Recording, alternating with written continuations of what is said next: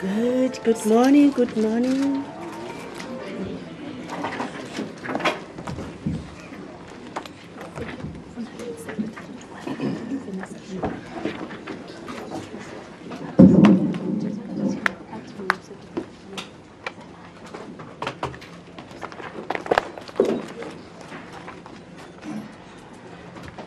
Ladies and gentlemen, good morning.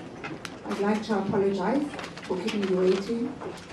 My name is Protector.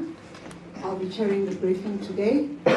With me is Advocate Busisiwe Mkhwebane, the Public Protector, and the CEO, Themba Dlamini, and Linda, the Chief of Staff.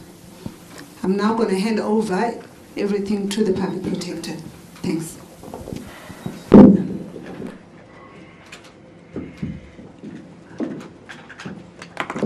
Thank you, Ms. Musana. Good morning to everyone. Thank you for coming, and apology for starting late as we've apologized. Most importantly, I would like to thank the team from Public Protector South Africa who have helped me to put on this very important work today. We've been busy since the past 8 months, contrary to popular belief that it has been a period where we are not issuing any reports. While on the road as part of the stakeholder engagement, which have started in February and it ended in May, we've issued 11 investigation reports, and we've also managed to finalize 10,787 investigations out of the 16,397 service and conduct failure matters. So on service delivery failure, I'm certain that reports that we've released will make a significant difference in the lives of the members of the public. Regarding conduct failure, which is essentially matters of good governance or corruption-related matters, it is my hope that those that have been caught on the wrong side of the law will have to be dealt with, and the very same wrong which has been committed will be dealt with and will never be repeated. Most importantly, I trust that our modest contribution in this regard will bring us a step closer to playing our part in the mandate we share with fellow Chapter 9 institutions to strengthen constitutional democracy.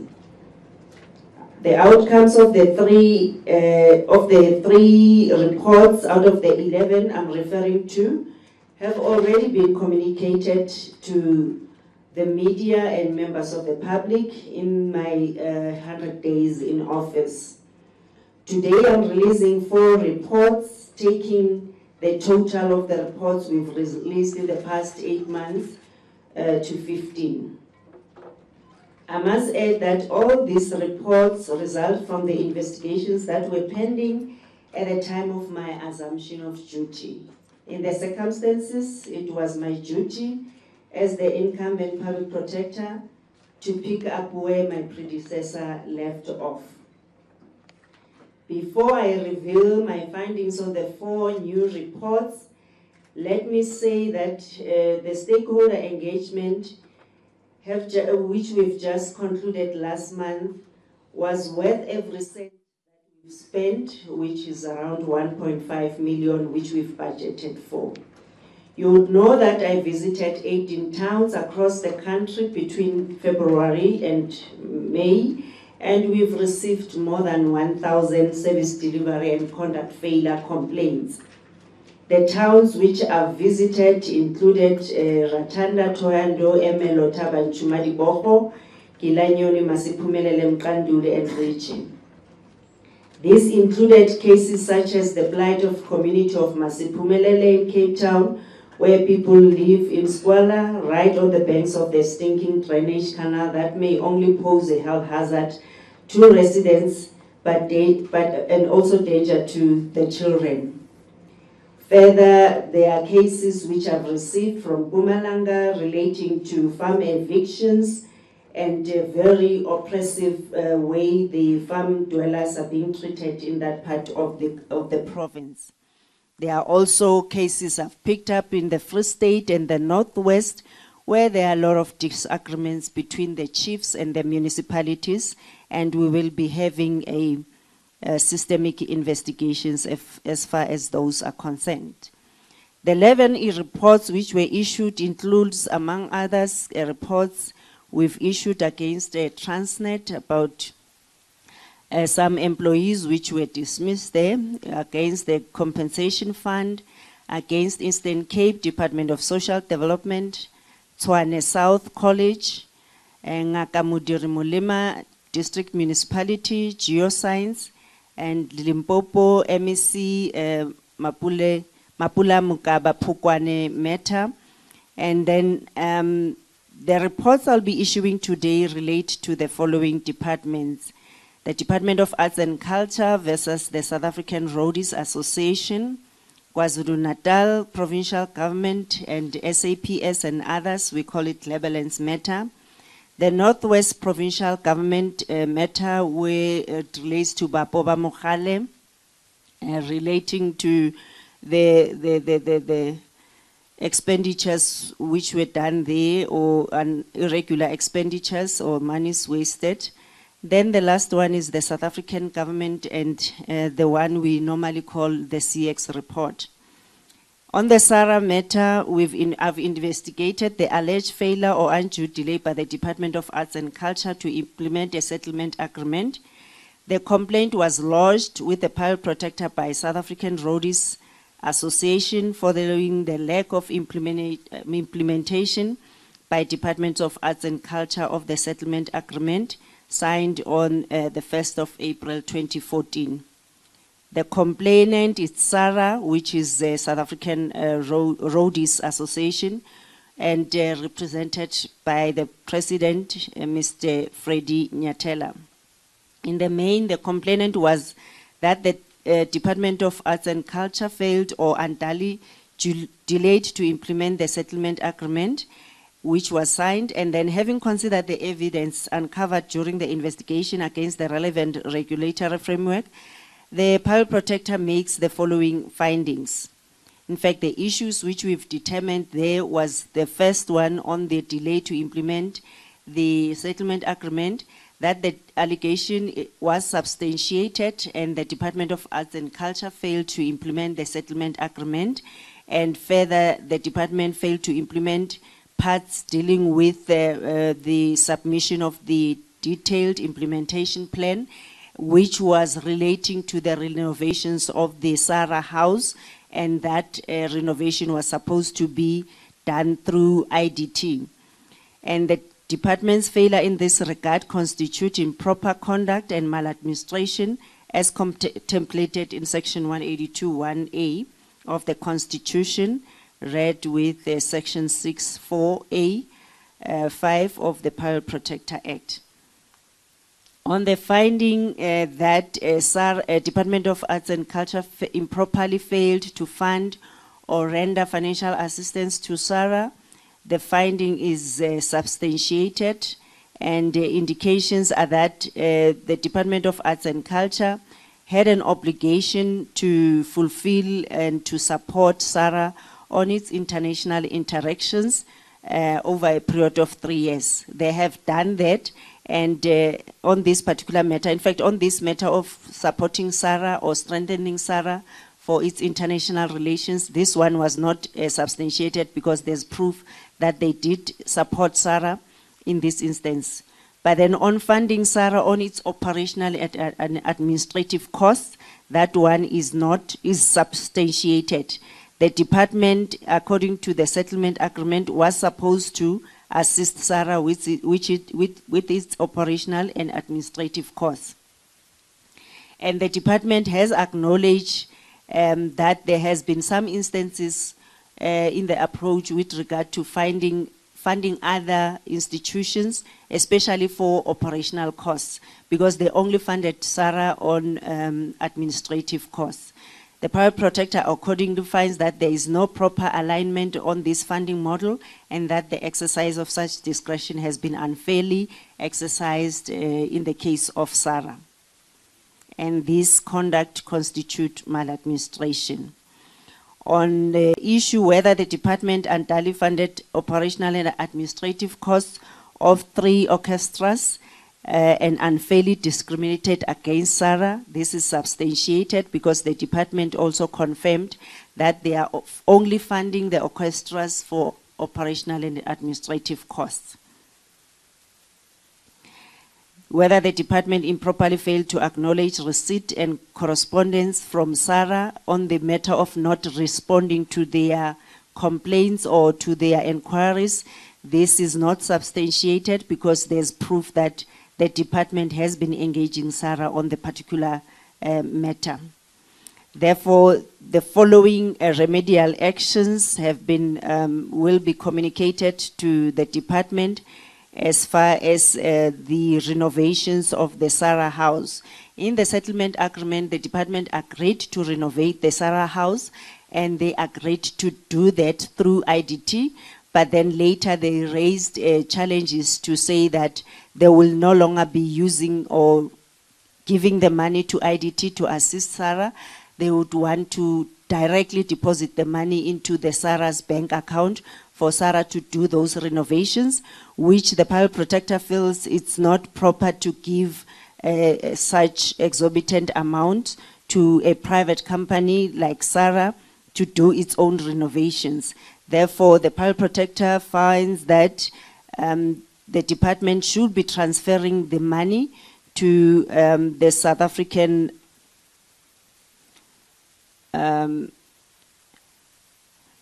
it will not be transferred directly to SARA, but then it will be sent to the Development Bank of South Africa, where they will be facilitating this project on behalf of SARA, and that must be done within 30 days after this report has been issued, and that the department should be paying the Development Bank of South Africa an amount of 10% of the grant, so that they can conduct this project for management fees and to manage the renovations of SARA House.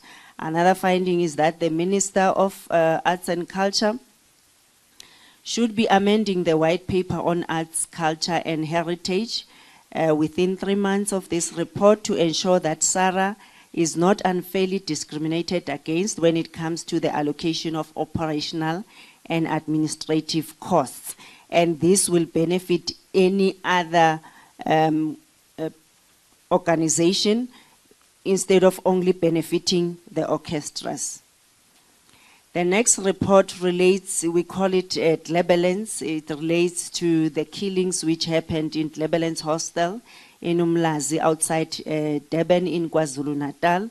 This matter as well, in fact, all the matters I'll be releasing today dates back to around 2012, 2013 and 2014.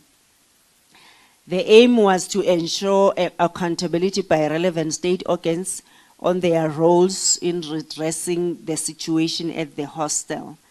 The intervention followed a complaint lodged by Professor McCord Mason, the president of Commonwealth Legal Education Association, in which he complained about the frequent and unabated killings that were taking place at the Lebelens Hostel in Umlazi in Durban, and the unlawful eviction and displacement of hundreds of hostel residents that were allocated rooms. He stated that the murders and unlawful evictions were a flagrant violation of the right to life, the right to personal security, and the right to access to housing as enshrined in the Constitution.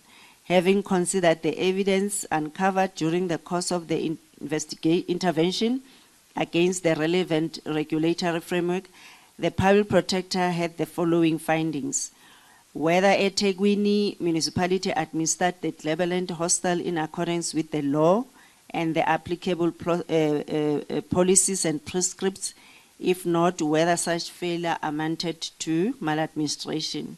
The finding is that eThekwini failed to promote a safe and healthy environment within the Cleveland's hostels as required by Section 152(1)(d) of the Constitution and envisioned in its own hostel policy approved in 1998. eThekwini municipality failed to give members of the local community equitable access to the municipal services to which they were entitled as envisaged in Section 42F of the Local Government Municipal Systems Act. And eThekwini municipality, as outlined above, failed to conduct themselves properly, and therefore that amounts to maladministration. Whether the handling of the security situation at the Cleveland's hostel by the security cluster accorded with the duties imposed on it by the Constitution and the law, if not, whether such amounted to maladministration. This relates to the South African Police Services. They failed to live up to the object of to prevent, combat and investigate crime, to maintain public order, and to protect and secure the residents of Cleveland's hostel and their property, and to uphold and enforce the law as required by Section 205 of the Constitution. Therefore, their conduct is also improper and amounts to maladministration. On the question whether the Department of Social Development fulfill its mandate in relation to the victims and survivors of Cleveland's hostile violence, if not, whether such failure amounted to maladministration, the finding is that indeed the department failed to fulfill its responsibility to the victims of Cleveland's hostel as required in terms of Section 27(1)(c) of the Constitution, and is contrary to its policy on social relief of distress. The other report relates to Bapo ba Mogale. I investigated the allegations of improper prejudice suffered by the Bapo ba Mogale community as a result of maladministration by the former Bapo ba Mogale administration and the Department of Local Government and Traditional Affairs in the management of the so-called Bapo ba Mogale D account. The complaint was lodged on 26 March 2012 by Freddie Mogale and Ms. Itumeleng Muyarane, who are members of the Royal Six, and Mr. A. Fatane, who is a member of the community. In the main, the complainants allege that the former Bapo ba Mogale administration and the then Northwest Department of Local Government and Traditional Affairs improperly caused Bapo ba Mogale community to suffer prejudice as a result of maladministration in the management of Bapo ba Mogale D account. I've made the following findings as far as that matter is concerned, that the HOD of the Department of Local Government and Traditional Affairs in the Northwest and Bapo administration failed in the management of Bapo ba Mogale D account, and the process of the procurement in the construction of the palace was done without going out on tender or calling for quotations. Accordingly, it was irregular to have proceeded with the construction without going on tender, because the Bapo administration would have received and considered other competitive bidders. The total construction work of the palace complex amounted to 115 million, which was way above way above the budgeted amount of 29 million. There was gross misuse of funds by the department to have exceeded the budget of approximately 85 million, and no reasons were advanced for such a huge increase. There were no municipal improved building plans at the commencement of the construction of the palace. Despite the negative report or remedial work to be done on the palace, no action was taken against the main contractor, Ndlovuko Civil Works. It was improper for the department to have allowed the construction of the palace without having obtained the approvals. The administrators were expected to perform their functions and responsibility in terms of statutory law and the Constitution, and they failed to do that. Further, the traditional councils are expected to perform their functions in good faith, diligently, efficiently, honestly, and in a transparent manner. They also failed to do that. The HOD should have ensured that BAPO administration have developed a sound policy or framework governing the awarding of bursaries and a detailed register of beneficiaries, which could not also be found. If such controls and systems were in place, the issue relating to overspending of 6 million should have been avoided.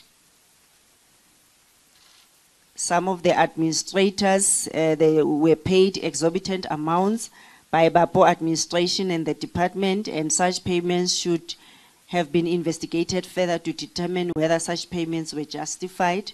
It was, in some instances, Mr. Muloto to have approved his own invoice amounting to 719,000.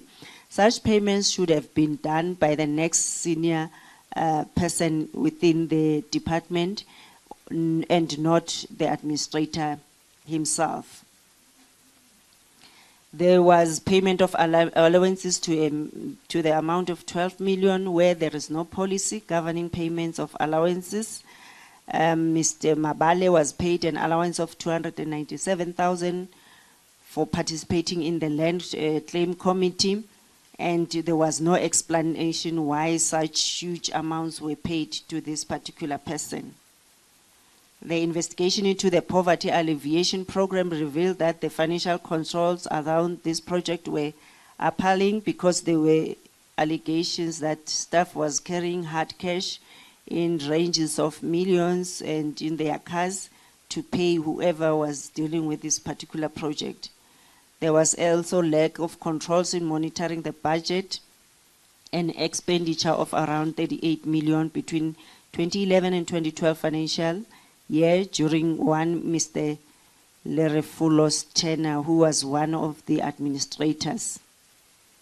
The security costs increased sharply in 2011-12 to around 3.2 million and as high as 8.9 million in 2013-2014, and there's no justification for such increase.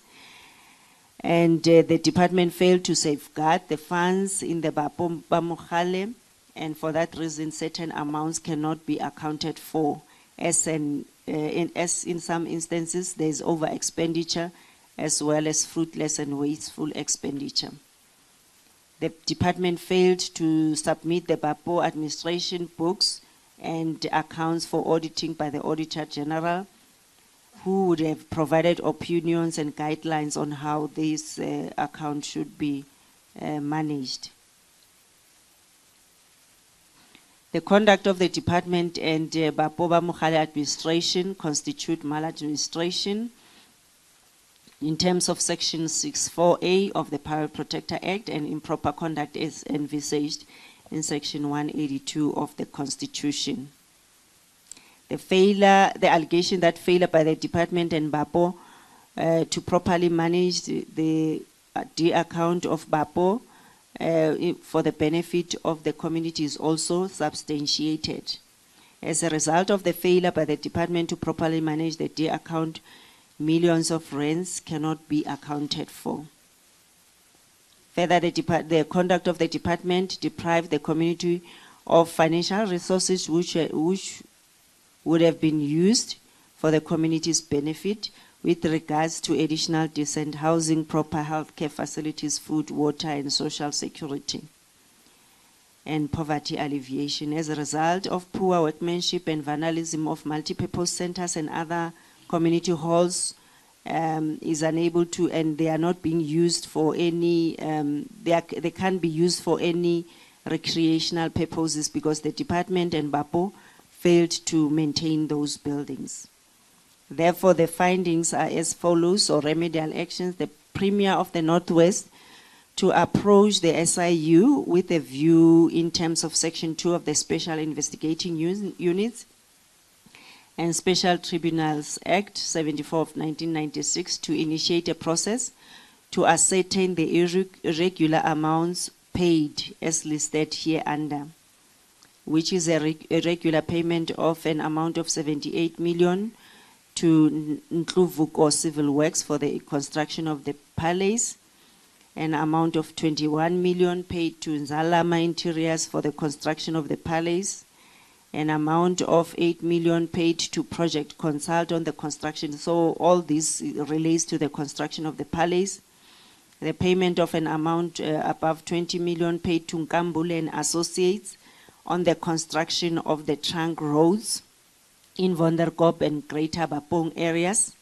Payment of an amount of 8 million and 4 million respectively to Mr. Dlamini, Abel Dlamini and Junius Moloto respectively during their tenure as administrators, and an additional amount of 719,000 to Mr. Moloto. Payment of an amount of 3.7 million to Madisa and Associates who were contracted to provide marketing and communication services. Payment of an amount of 5.1 million to Musiamise Business Consulting and for coming up with the review of activities in the mining. They were paid as consultant, but then there were no reports coming out of that. Payment of an amount of 36 million to Matlape Construction, where they were running a project, but there are no details because there's payments which were given to those companies, but there's no work which was done as far as that is concerned. Payment to Direct Accounting for the implementation of the enterprise resource planning to an amount of 4 million. Payment of an amount of 8 million to Taba Consulting, the project managers of the construction of the multipurpose center for poor workmanship. Payment of 13 million to Queen's Building for the construction of another multipurpose center. Payment of 5 million to Taba Consulting Engineers. It still relates to multipurpose center.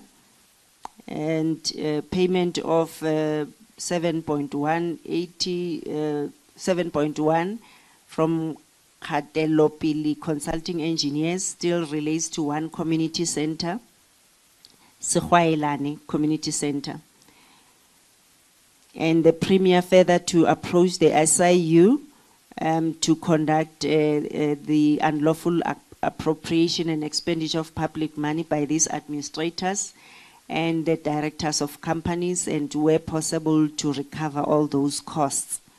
And then there are findings as well the SIU to further investigate the establishment of the Bapo Bamukhale investment company, its operations and its spending. And then the Director General of the province must ensure that Bapo administration must within 60 days from issuing of this report take necessary processes to maintain and renovate the multipurpose center, the cemeteries, and all the halls which they were supposed to have taken care of. The Director General must further conduct an investigation to establish whether the conduct of one Mr. Lerefolo, the then administrator, who is still employed within the Northwest Provincial Department of Qatar, whether they've contravened the Public Service Act and the regulations.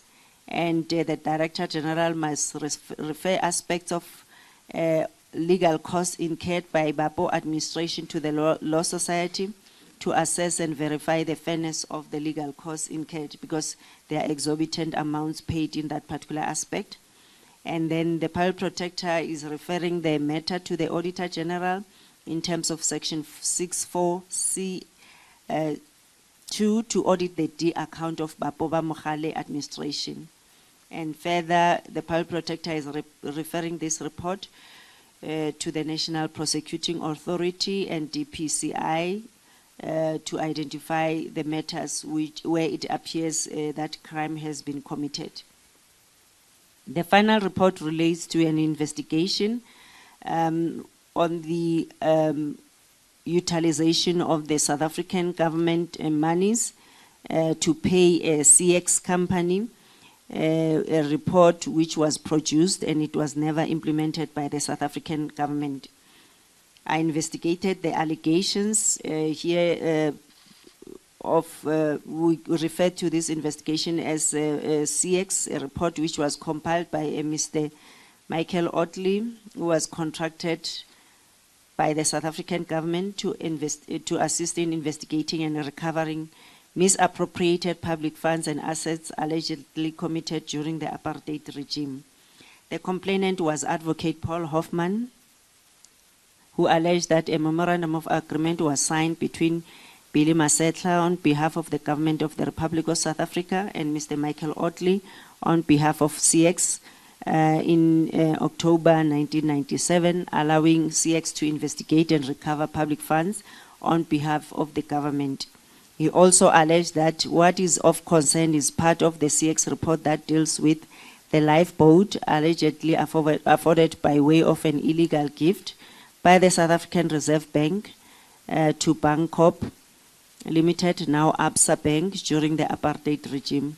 The complainant alleges that the government of the Republic of South Africa and the South African Reserve Bank failed to implement the CX report and to recover misappropriated money from Bancorp Limited without providing any reasons to that effect.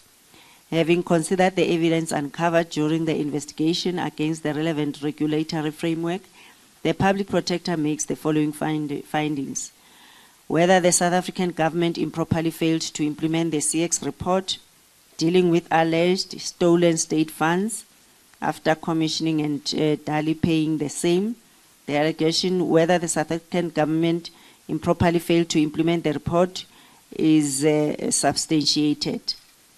CX was paid 600,000 pounds, British pounds, for services which were never used by the South African government. No evidence could be found that any action was taken, specifically in pursuit of the CX report. Failure by the South African government was inconsistent with the duties imposed by Section 195 of the Constitution, requiring a high standard of professional ethics. The failure was also inconsistent with Section 231 of the Constitution, that requires that all constitutional obligations must be performed diligently without delay. The failure of the South African government constitute improper conduct as envisaged in Section 182(1) of the Constitution, and maladministration as envisaged in Section 6 of the Public Protector Act. Whether the South African government and the South African Reserve Bank improperly failed to recover from Bancorp stroke Absa Bank an amount of 3.2 billion cited in the CX report, the allegation is substantiated. The correct amount of the illegal gift granted to Bancorp or Absa is in an amount of 1.125 billion. Two investigations into the matter established that the financial aid given to Bancorp Absa was irregular. The South African Reserve Bank, in granting the financial aid, failed to comply with Section 10(1)(f) and (s) of the South African Reserve Bank Act 90 of 1989. The Minister of Finance had a duty as obliged by Section 37 of the South African Reserve Bank Act of 1989 to ensure compliance to the Act by the South African Reserve Bank. The Ministry failed to comply with this obligation. In the circumstances, the conduct of the South African government and the South African Reserve Bank constitute improper conduct as envisaged in Section 182(1) of the Constitution. Whether the South African public was prejudiced by the conduct of the government of the South Africa and the South African Reserve Bank, if so, what would it take to ensure justice? The allegations whether the South African public was prejudiced by the government and Reserve Bank is substantiated. The South African government wasted an amount of 600,000 British pounds on services which were never used. The amount given to Bancorp stroke Absa Bank belonged to the people of South Africa. Failure to recover the gift resulted in prejudice to the people of South Africa, as the public funds could have benefited the broader society instead of a handful shareholders of Bancorp and Absa. The conduct of the South African government and the South African Reserve Bank goes against the ethos laid in the preamble of the Constitution and Section 195 of the Constitution in respect of redressing social injustices and promoting efficiency. The conduct further is contrary to Batupili principles that requires redress, and the view held in Khumalo case requires a public functionary to arrest reported irregularities. The conduct of the South African government and the Reserve Bank constitute improper conduct as envisaged in the Constitution and the Public Protector Act. The appropriate remedial action that the Public Protector is taking in terms of Section 182, 1C of the Constitution is the following. The Special Investigating Unit,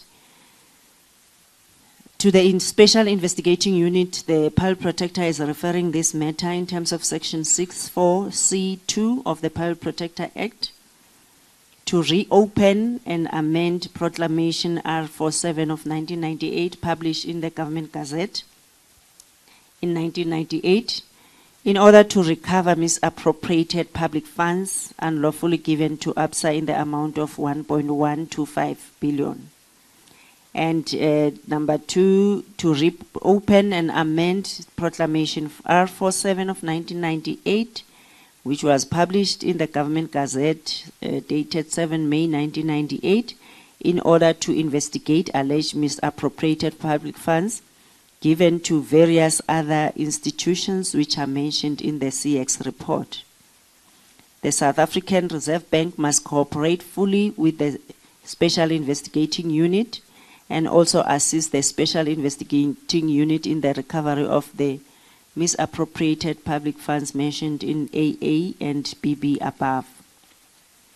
To the Portfolio Committee of Justice and Correctional Services, the chairperson of the Portfolio Committee on Justice and Correctional Services must initiate a process that will result in the amendment of Section 224 of the Constitution in pursuit of improving socio-economic conditions of the citizens of the Republic by introducing a motion in terms of Section 73(2) of the Constitution in the National Assembly. This relates to the amendment of the Constitution and to read as follows. The primary object of the South African Reserve Bank is to promote balanced and sustainable economic growth in the Republic while ensuring that socio-economic well-being of the citizens are protected. The South African Reserve Bank, which is number 2, in pursuit of its primary object, must perform its functions independently without fear, favor, or prejudice, while ensuring that there must be regular consultation between the bank and Parliament to achieve meaningful socio-economic transformation. These reports will be uploaded on the Public Protector website by close of business today, after all the affected parties have been favored with the copies. Thank you.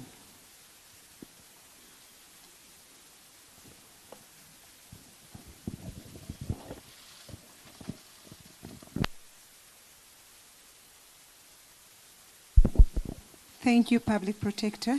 I am now going to take questions. In the form of questions, I'm going to take it in 3 batches. I would like colleagues to be able to identify their names, the organization they're coming from, and then we'll take it from there. I've noted 3 hands on my left, starting with Karen Moore, ETV.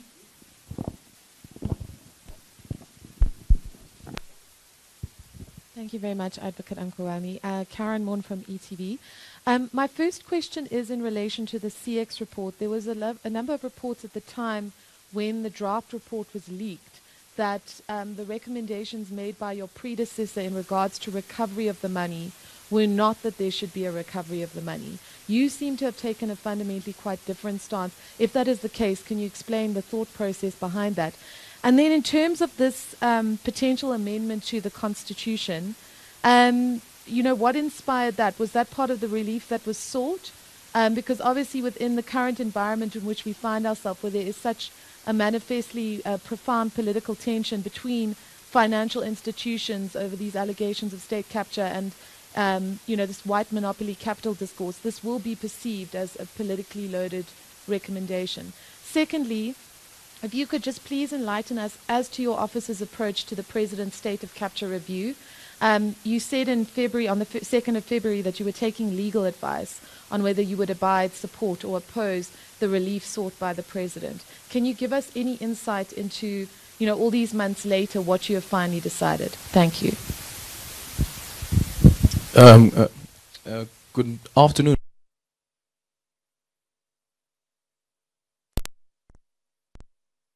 Bank, Judge Dennis Davis found that there could be no money recovered from ABSA because ABSA didn't benefit from the lifeboats per se. Why is it that ABSA should be held liable for money that was being used by shareholders or shareholders of Sanlam have benefited from? Shouldn't Sanlam come and explain as well? And in terms of the money that's being recovered, 1.1 billion was the money that was issued, that was the lifeboat. Should this not be adjusted to inflation or interest as well?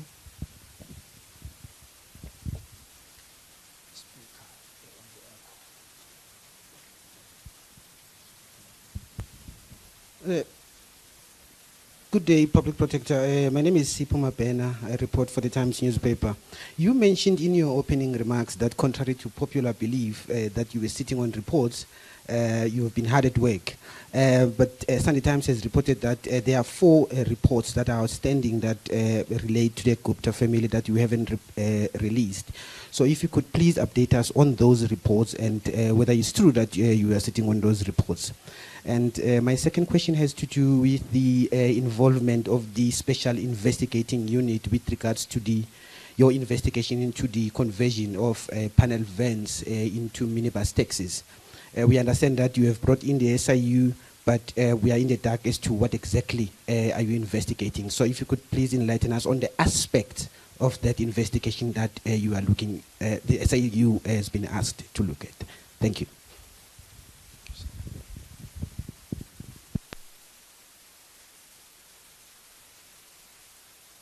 Thank you for your questions. I'm now going to give the opportunity to the Public Protector to give a response.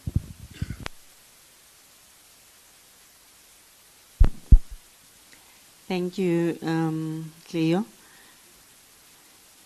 Karen, the CX report, which you say it was the recommendation of the former Public Protector, that was still an investigation. It was a draft, not even a report. It was supposed to be issued as a Section 7(9) to get the responses on the allegations which have been made. Therefore, on receiving the responses of all those who were implicated, ABSA, Reserve Bank, National Treasury, and the Presidency.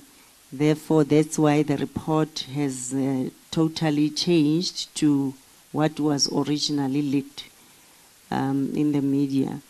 So, hence, now it took the different approach. And the amendment of the Constitution is based on the fact that the response was more of especially the response from Reserve Bank, as the lender of last resort, and also as we were taking into consideration the fact that we don't want a situation where the Reserve Bank is only benefiting, or it's only seen to be benefiting the commercial banks, whereas neglecting the needs of the South African citizens. And we were saying that I think the provisions of the Reserve Bank in the Constitution should be such that it will also make sure that they take into consideration the economic growth and the needs of the South African citizens. So it has nothing to do with being the issue of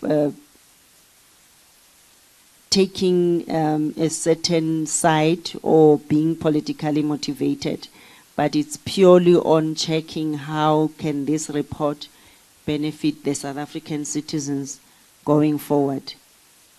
The state of capture report, the last time we met, I said I'm taking a legal opinion or a legal advice on the matter. Yes, we will be opposing the judicial review application, but I think you'd know that we're still finalizing the process of collating all the evidence which is needed or which the President required we avail in terms of Rule 53. And we were still finalizing the signature by various counsel on the confidentiality clause. So we are at that stage.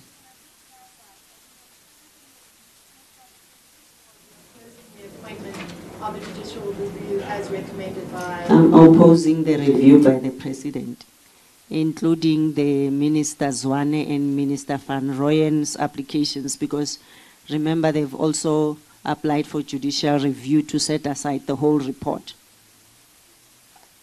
And then SABC, the Dennis Davis report, we've taken into consideration the provisions of that report. We've also taken into consideration the provisions of the investigation which were done by former Judge Heath, the former head of Special Investigating Unit. And hence we're taking back the matter to SIU, especially because there was a proclamation which was issued on this particular matter for them to take the process forward to recover the amounts. And in the process of recovering the amounts, indeed, they will determine as well from their side the issues involved. But then this 1.125 billion, it relates to the interest, because the original amount of 1.5 billion was paid back by ABSA. So this relates to the interest which they've been accumulating over the years. Remember, they were given this lifeboat, and they were only repaying 1% interest, but then they were benefiting 15% out of the government bonds. Then SIPO, the 4 reports, the allegation by Sunday Times that we've been sitting on the Gupta-related matters.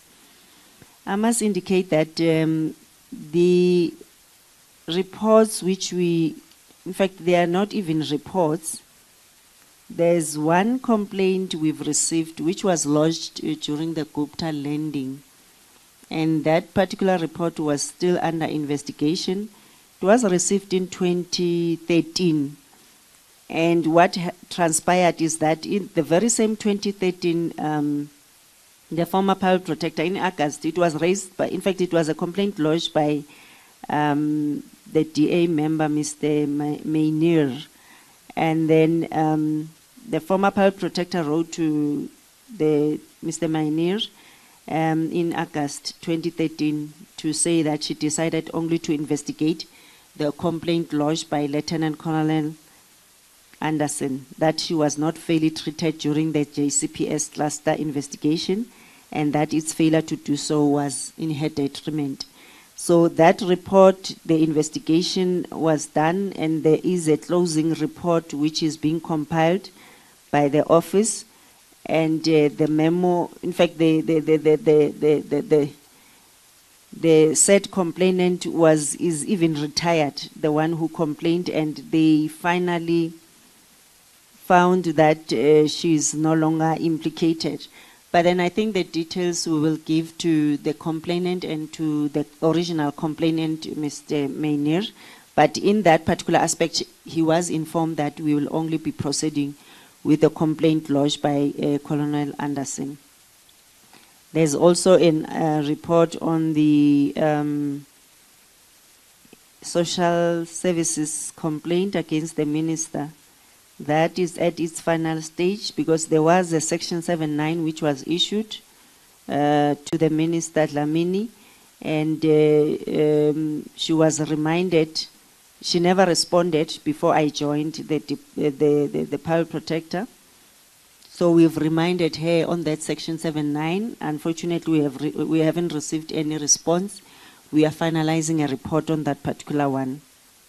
I think it relates to the procurement, irregular appointment of staff and service providers and fruitless and wasteful expenditure in the awarding of a security services contract to VUCO Security Solutions and Circle 7 by SASSA. And then the other investigation relates to New Age, the tenders which were awarded by SABC, the complaints by Mr. Alberts.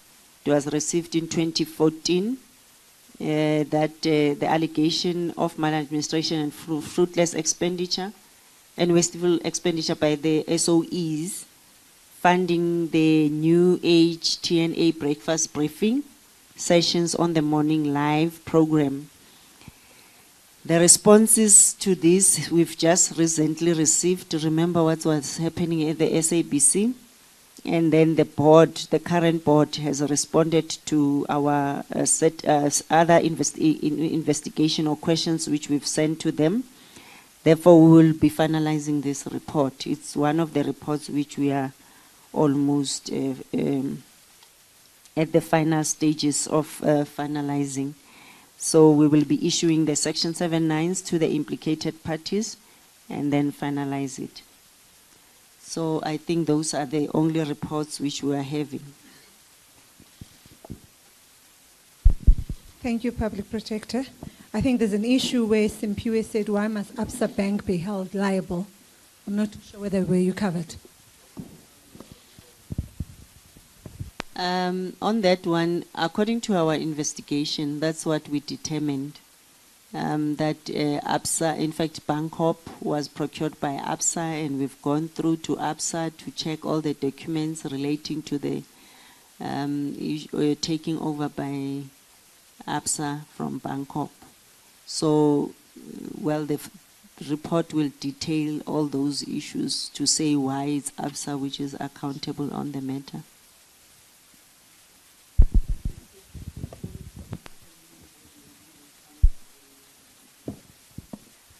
Okay, hey Sipho, I thought I've finished answering you because you asked the statement where I had to give you 3 reports. On that one, the panel vents, the aspect of the SIU. The SIU conducted an investigation on the same matter. There is a proclamation which was published, but then their investigation was more of investigating the licensing stations. And it was not more on the panel vents, but they have some information which we need from them.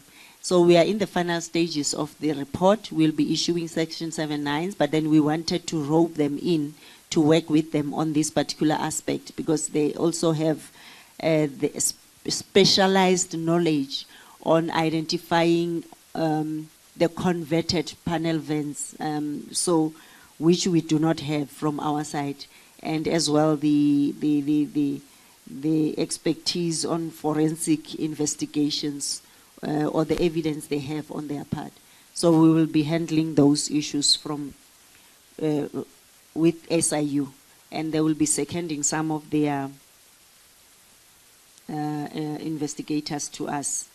And we're also finalizing an MOU with them, especially to deal with future other investigations. Thank you, Public Protector. Can I take the second batch of question and the last one? Can I see a show of hands?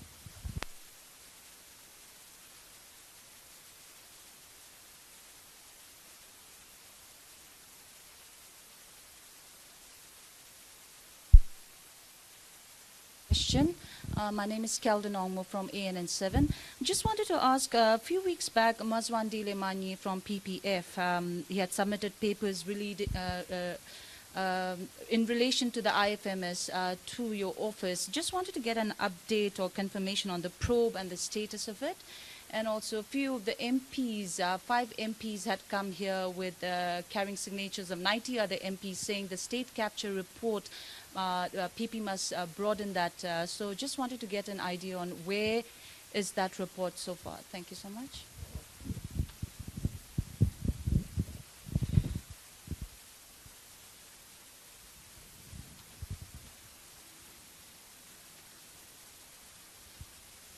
Can I go? Hi, Fifi from CNBC Africa here.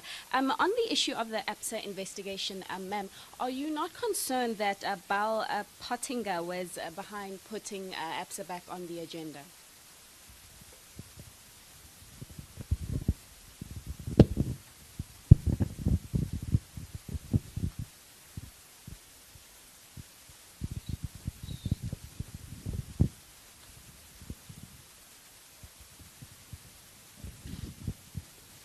Oh, my question is Kliniso from Creative Kliniso. My question is that, as you mentioned, that we've been in Pumalanga and in Elmelo, and the former private project has been also in Caroline. The two problems that you have, what were the findings? Because what I know that the main problem is that the evictions of people who are living in the rural areas, and the impact of that is the functioning or operations of mines, as well as the water problem in Carolina. What have you found? Because there are different reports that we get between the government and as well as the community, because the community says that these problems of water as well as the evictions is not yet solved. But when you go to the government is briefing the public or the media that the problem of water as well as the eviction is okay. What were the findings, or you are still on the findings?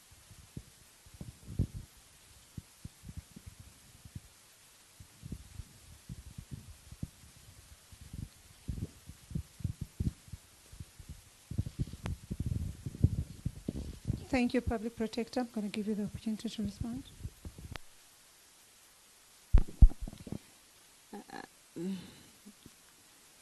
Thank you. On the issue of the National Treasury complaint by Mr. Mani, we've received that particular complaint.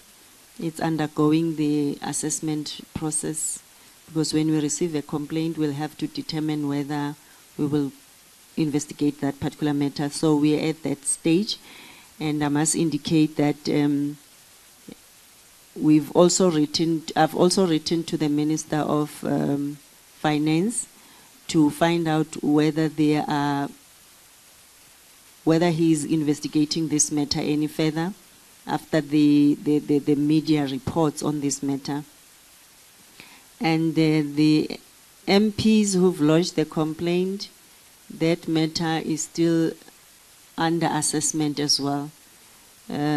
So the complaints were against National Treasury, South African Reserve Bank, FIC, FSB, and PIC. So we're still at the evidence collation stage. We have not moved anywhere on that matter because it's still at assessment.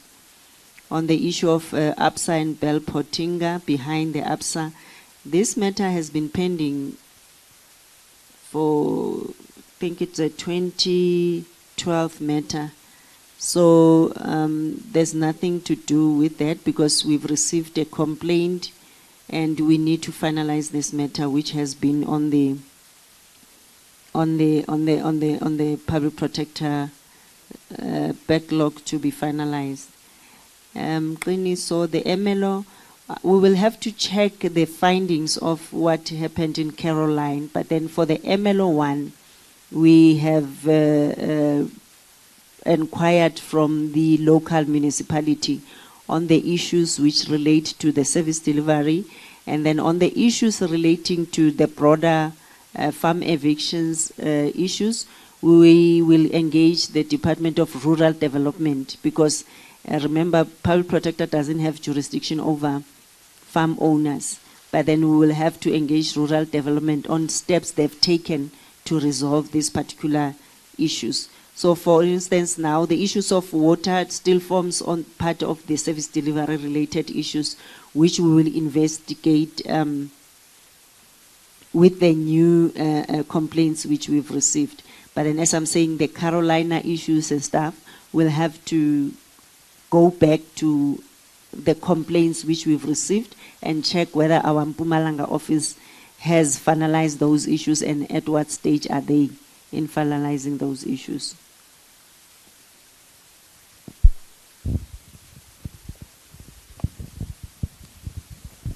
Thank you very much. My name is Tsepo Ikane from the SABC.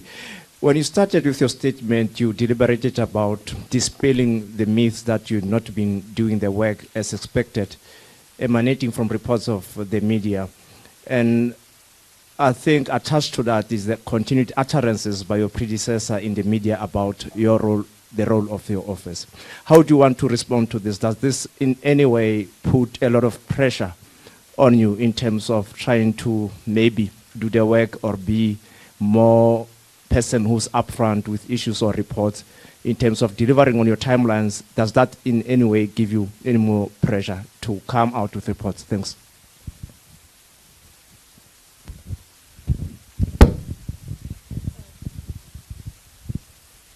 Thanks, ma'am. Thank you for letting me have a second bite of the cherry. The National Transport Movement's just had a presser in which they are making claims that they've asked you to investigate corruption in PRASA, but you failed to do so. And they're now saying that you are captured by the Zuma regime, and that's why you're selective in the cases you investigate, avoiding investigations that have potential to embarrass the regime. This is a presser that's just happened. Could you please just give us a response to that, please, ma'am? Thank you so much. Sure. Aldrin Simpie again from the SABC. When you took office last year, there was an interview that the previous public protector, Thuli Madonsela, had with President Jacob Zuma. The audio of that investigation was then leaked to eNCA. Madonsela saying that it wasn't leaked, it was released. But yeah, it wasn't released to everyone, it was released to eNCA. You said that you will ask the police to investigate that matter. Was that matter investigated, and how far are you with regards to that? Natasha from the Business Day newspaper. It's just a question of clarity. It seems to me, obviously we don't have the full SAIX report yet, so I'm just going on what we have in front of us. It seems that the findings and the recommendations are actually based on the contents of the SAIX report. Is that correct? Was the findings and your recommendations based on the contents of the SAIX report? Thank you.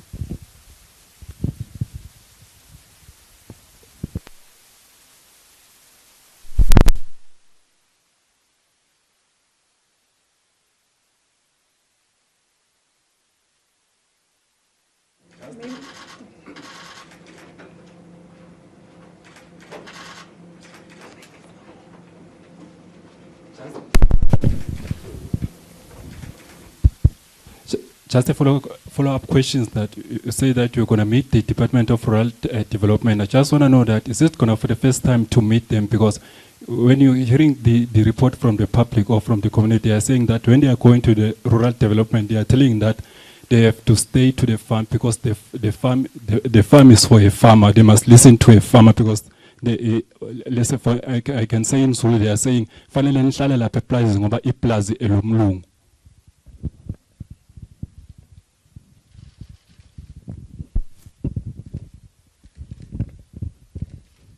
Maybe before PP you can respond also, just to give clarification regarding the media reports that are there, which one are the Gupta emails. PP will also give a commentary on that.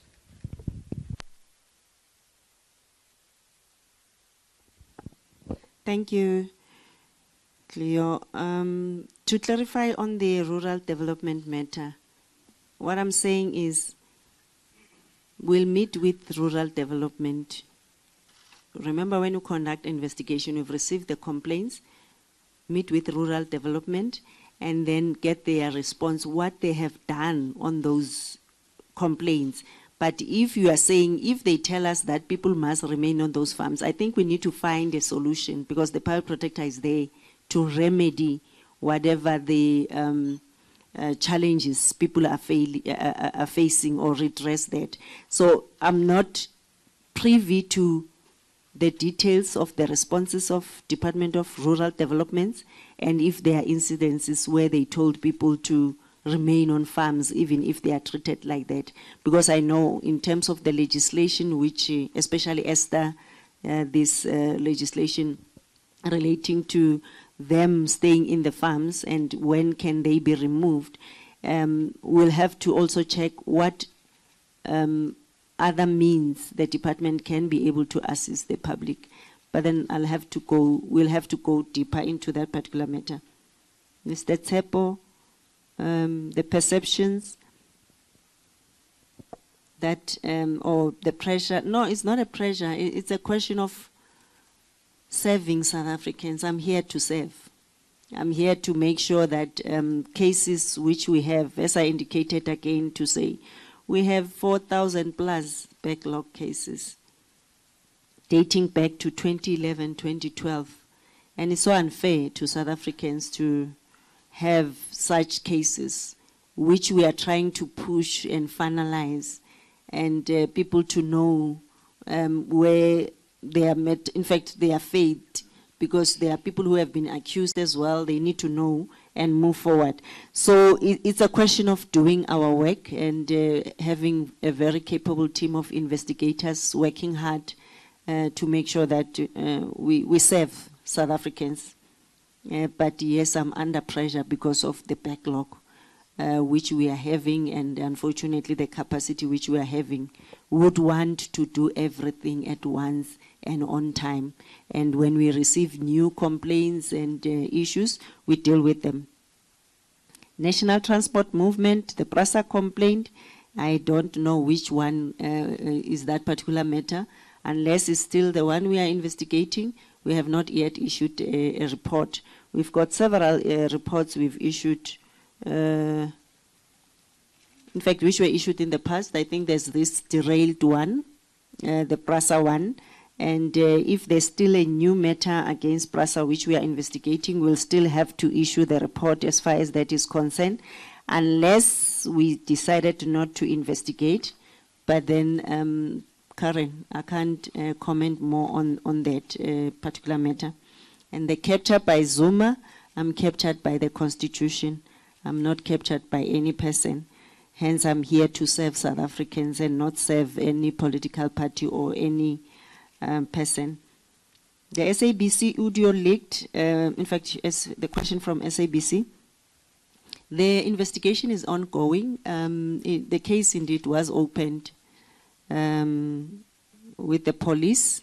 It's still under investigation. They are keeping me informed about the matter. The last time they said they've referred the matter to NPA for decision. Possibly there's still more guidance which they need on that matter.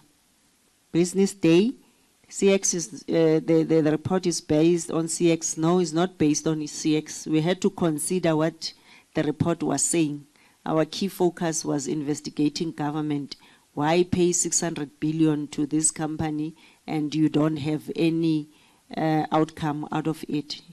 So I think it was just giving a background, or is one of the evidence we had to look into. Thank you. Thank you, PP. I think you've answered all the questions comprehensively. I'd like to this briefing has come to an end. Colleagues, thank you for coming. Now you've had all the opportunity to ask all the questions, and I hope you'll be able to give the South Africans an objective view. Thank you.